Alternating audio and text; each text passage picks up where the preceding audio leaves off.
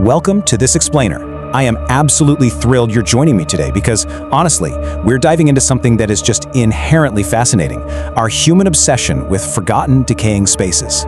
Today, we're going to look at 3 chilling first-hand internet accounts of urban exploration. So I want you to sit back, imagine the glow of a campfire, and get ready for a real deep dive into the unknown. Let's unpack exactly what happens when curiosity pushes people to cross that line and step into the abandoned.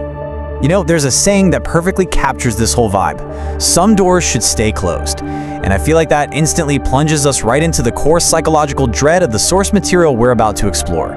Because when people enter these decaying structures, they aren't just dealing with the physical dangers, right? Things like collapsing roofs or toxic mold. No, it's way deeper than that. They are stepping into a profound sense of dread. It's the intense fear of what was left behind, and more importantly, who or what might actually still be inside. So, you might be wondering, why do people go in at all? Well, it usually boils down to one powerful thing: lore. You know, that body of traditions and knowledge passed around by word of mouth. Local legends traded in high school cafeterias or whispered in neighborhoods.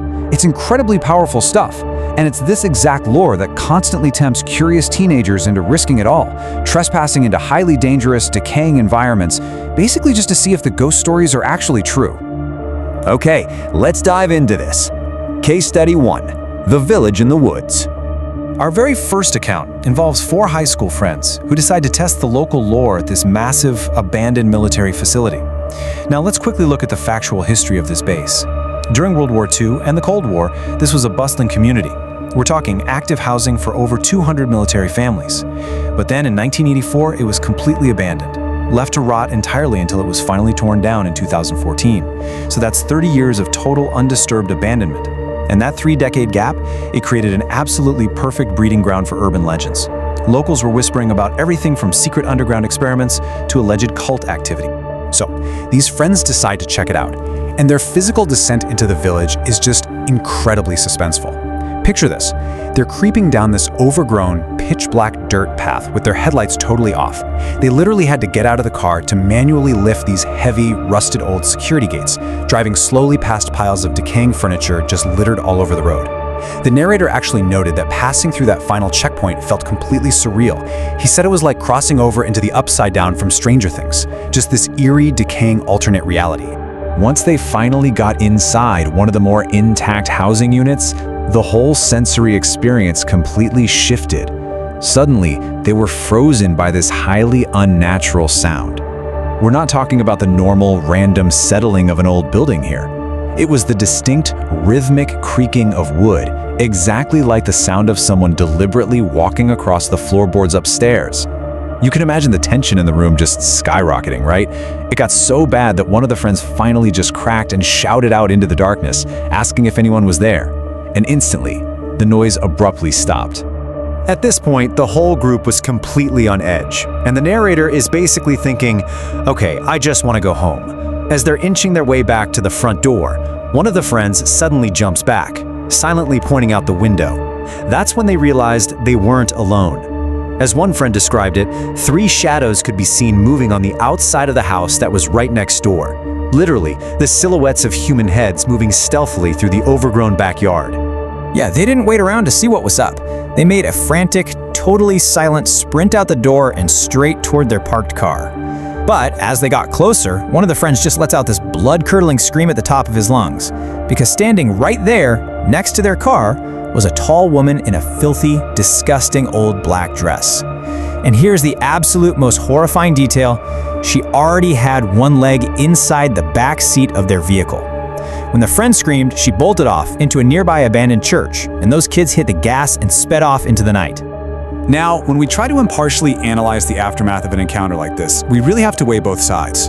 On one hand, we have a perfectly rational explanation, right? Homeless individuals or squatters using this sprawling, forgotten facility as a secretive, makeshift shelter. It makes sense.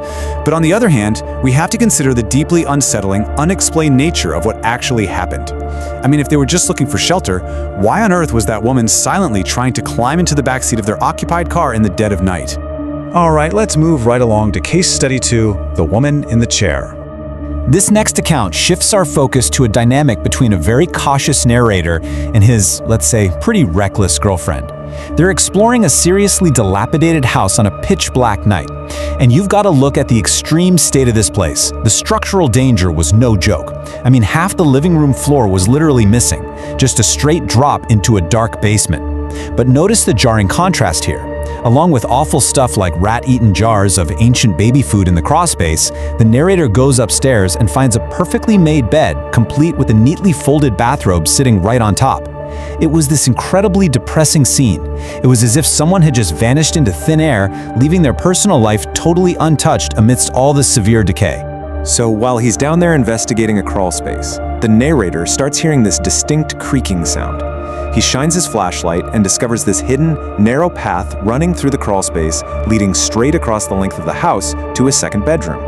Now he realizes he's too big to actually fit through the opening, so he backs out, goes into the main hallway, and starts walking down it, just following this rhythmic creaking sound that is getting louder and louder with every step.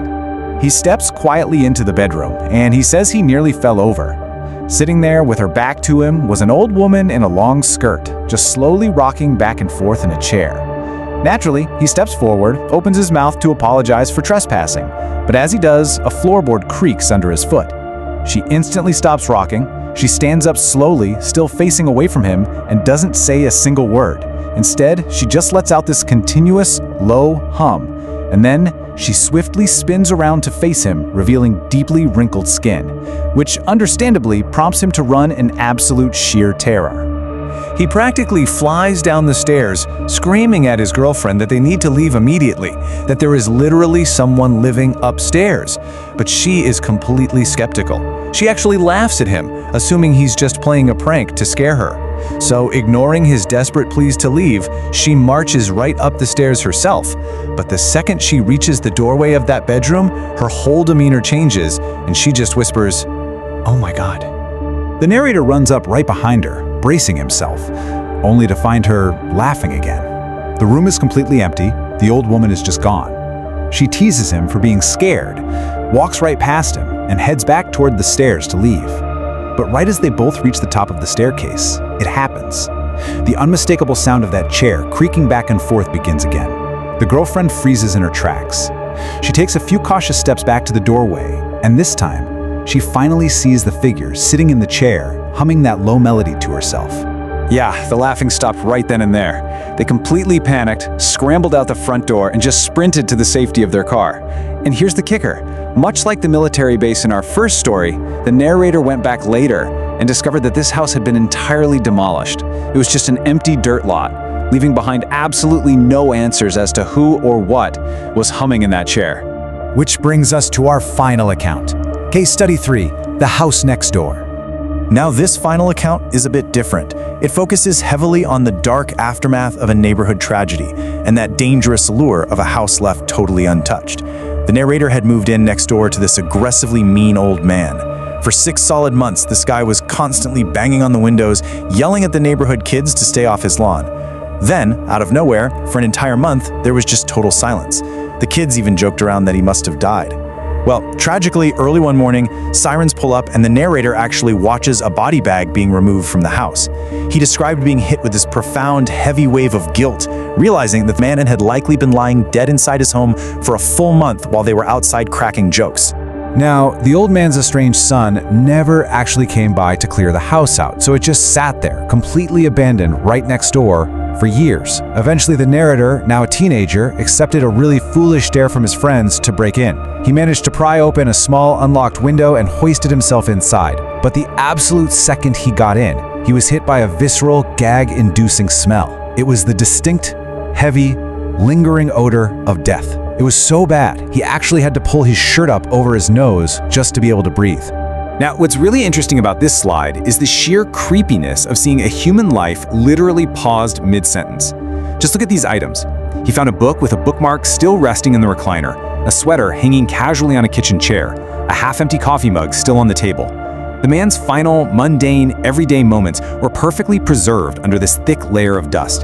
The entire house was essentially a giant time capsule of a very lonely man's last day on Earth.